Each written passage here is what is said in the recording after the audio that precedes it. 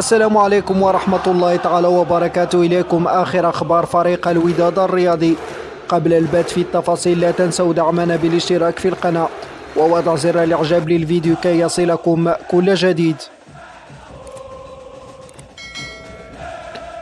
وافق المكتب المسير لنادي الوداد الرياضي لكرة القدم على طلب عزيز بن عسكر مدرب الفريق الأحمر القاضي بتجديد عقد إسماعيل الحداد لموسم إضافي بعد المستوى الذي ظهر به سواء في التدريب والمباريات الأخيرة بالدوري الاحترافي لكرة القدم.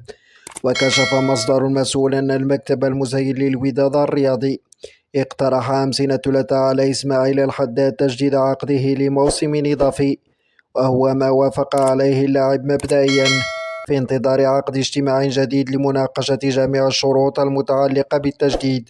وقاد إسماعيل الحداد الوداد إلى الفوز على حسنية أكادير السبت الماضي بعدما تمكن من تسجيل الهدف الوحيد في المواجهة لينهي سلسلة النتائج السلبية التي عانى منها الفريق الأحمر في الدورات الماضية.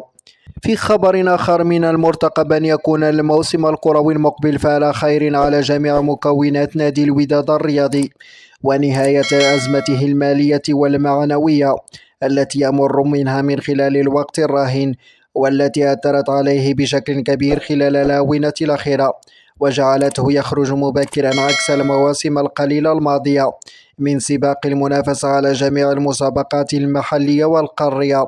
وحسب ما أوردته تقارير إعلامية محلية، فإن الاتحاد الدولي لكرة القدم عقد خلال الأيام القليلة الماضية مجموعة من الاتفاقيات مع العديد من المستشارين العالميين بغية الرفع من قيمة الجوائز المالية خلال النسخة الجديدة من كأس العالم للأندية المقرر تنظيمها صيف 2025 بالولايات المتحدة الأمريكية.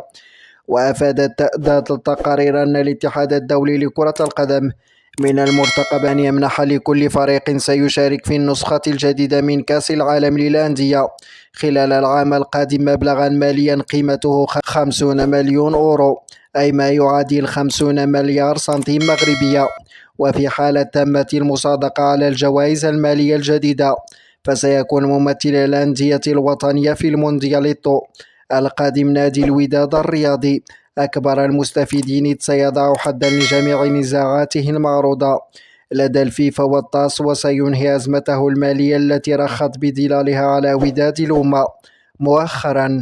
في خبر آخر، تعاقد اليوم المكتب المديري لفريق الوداد الرياضي مع طبيب جديد ليكون ضمن الخلية الطبية داخل النادي الأحمر. وأكد مصدر صحفي أن الوداد الرياضي تعاقد مع عبد الرزاق هفتي ليشغل منصب طبيب للفريق الأحمر، وتم تعيين الدكتور عبد الرزاق هفتي خلفا لأنيس شاغو الذي جاور الوداد لعدة سنوات وأشرف على الوضعية الصحية للاعبي الوداد طيلة هذه الفترة. وسبق لعبد الرزاق هفتي أن اشتغل في نفس المهمة مع الوداد الرياضي قبل أن يرتبط اسمه مع المنتخب المغربي لسنوات عديدة.